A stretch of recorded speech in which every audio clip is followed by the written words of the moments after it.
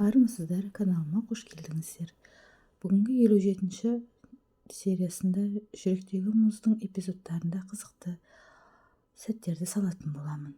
Сәмет мырза бүйрек ауыстыруына байланысты денсаулығының кінәраттығынан больницаға, емханаға түседі.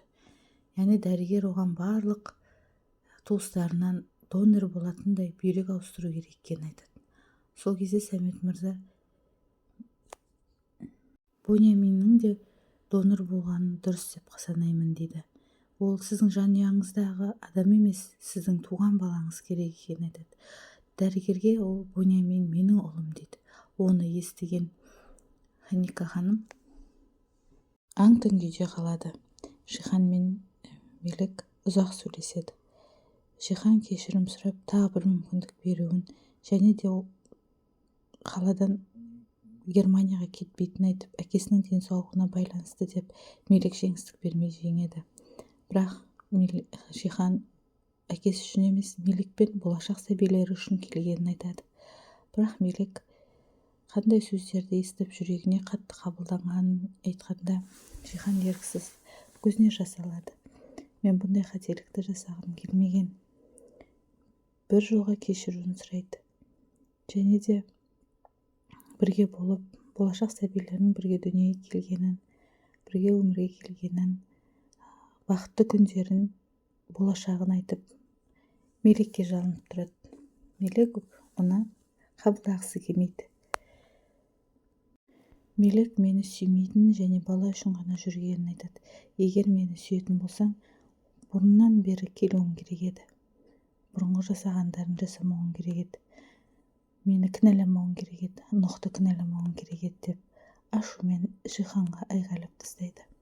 Бірақ Жихан үндемей кінәсін мойындап, тұра береді.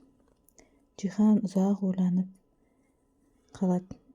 Бірақ ешқандай ештеңе өзгермейтініне сенген Жихан мен Мелек үн-түнсіз тұрып ұзақ бір-біріне қарап тұрады. Әрине қимастық сезімі бар екенін тағы да білініп тұрады. Болашағы қалай бұлыңғыр болатынын білген Мелек Жиханға егінді сенгісі келмейді.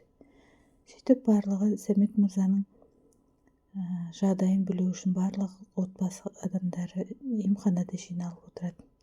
Жанан мен Бунямин отбасы мүшелеріне тамақ әкеліп, шай әкеліп, сөйтіп қызмет жасап жүреді.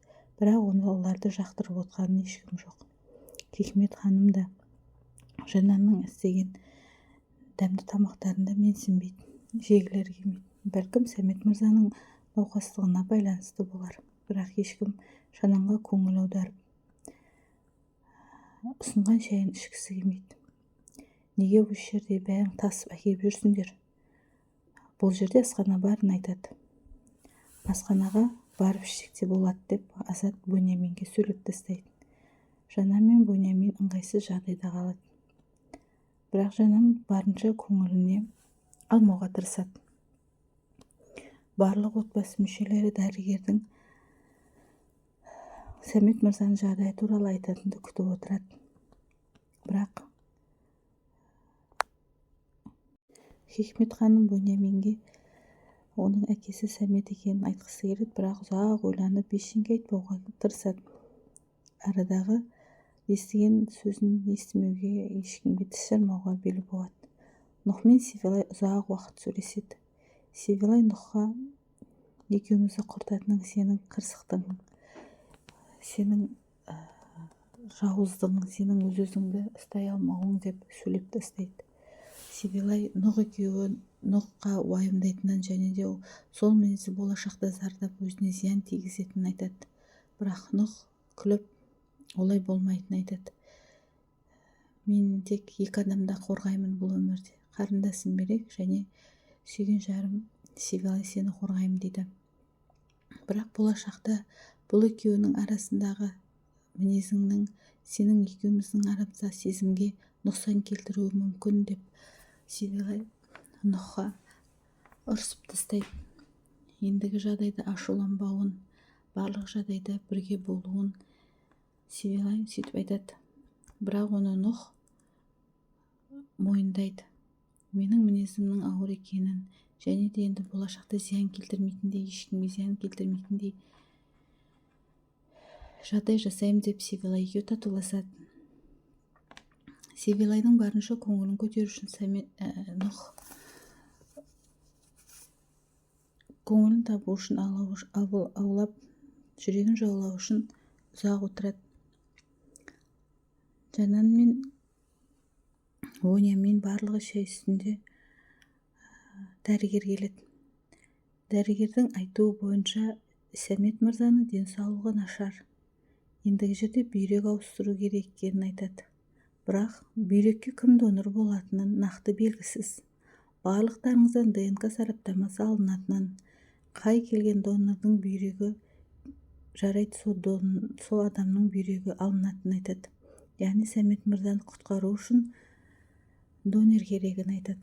Бірақ тек отбасы мүшелері, Воньямин барлық қызметкерлерден донор алынсын деп жинаймын, барлығын реттеймін деп сөйтіп атқан кезде дәрігер айтады, Воньямин тек отбасы, бір туған мүшелері ғана керек деп айтады. Бірақ арада дәрігер Воньяминнің де тексерілгенін қалаймын дейді. Сумру ханым жұмыс орнына келген кездегі есіктегі түрлі плакаттарға жазылған түрлі жаман сөздерді көріп аң-таң болады. Және де қасындағы қызметкерлерден не жазылған, бұны кім істегенін сұрайды. Бірақ көшедегі сол жердегі ер адамдар келіп Сумру ханымды жамандап шығады. Не жазса да бәрін дұрыс жазған деп аласапыран болады. Воньямин жеке-жайдағы қызметкерлердің барлығын жинап Сәмет мырзаға бүйрек керегін, яғни қажетті донор болатын адамдарды барлығы қан тапсырғанын, түрлі анализдерден өтуін талап етеді. Бірақ ешкім оған не алмайды, келіспейді, бәрі қарсы болады. Жанан да уайымдап Воньяминге айтады, егерден сенің бүйрегің дұрыс келген жағдайда сен бүйрегіңді берме, мен бүйрегі жоқ еркекпен, яғни күйеуіммен тұрмаймын, сол күні сенімен ажырасамын деп Жанан Воньяминге айғайлайды. Сумру ханым ашуланғанда бір ер адамның басынан таяқпен ұрып жарып қояды. Ол кісі бірден үстінен арызданып милицияларды шақырады. Милициялар келіп алып кетеді. Нұх пен Тұрсын мырза екеуі қонақүйдегі жағдайларды білу үшін екеуі қонақүйдің жағдайын және де болашақтағы жоспарлап екеуі әңгімелесіп тұрады. Сол кезде Тахсин Нұхқа сенетінін айтып, болашақтағы жоспарларды Нұхқа сенімді болып тапсыратынын және де болашақта жақсы клиенттер келетініне сенімді екенін айтады. Бір кезде Нұх бөтен кісіні көреді. Сол кісінің қасына барып, не себепті келгенін сұрайды. Ол кісі, менің есімім Тұрсын. Мен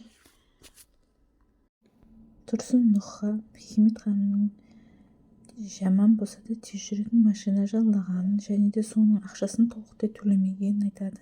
Сол қарызын сұрап келгендігін айтады. Нұх күліп, Тұрсын мырза, енді сіз ешқандай ақша ала алмайсыз. Бұл жерде ол жұмыс жасамайды деп шығарып салады. Сумру полиция бөлімшесіне келеді. Көмекшісінің жіберген видеосын полиция комиссарына көрсетеді. Сол аралықта түрлі жағдайлардың болғанын және бопсалағанын, түрлі сөздерді айтып жамандағанын айтады. Сөйтіп, жарақат алған шалының сөзін сөйлемей, полиция мырза Сумру ханымның сөзін сөйлейді. Оны көріп тұрған полиция қызметкері Тахсин мырзаға хабарласып, Сумру ханымның басына қауіп төнгенін айтады. Оны естіген Тахсин мырза полиция қызметкеріне рахмет айтып, не болғаны жөнінде сұрайды. Яғни балағаттағанын, Сумру ханымның қазіргі жағдайын және де үстіне арыз жазғанын, шағымданғанын туралы айтады. Барлығы әкесінің уайымдап күтіп отырады. Сол кезде Хикмет ханым шығып, таза ауа жұтып келуге кетем деп шығады. Нұх больницаға Хикмет ханымды іздеп келеді. Поликлиникаға келіп, Сәмет Жансаланың жатқан жерін сұрайды. Сөйтіп оны іздеп барады. Хикмет далаға таза ауаға шығуын хат алған кезде жиһан қарап осы жерде болуларың керек.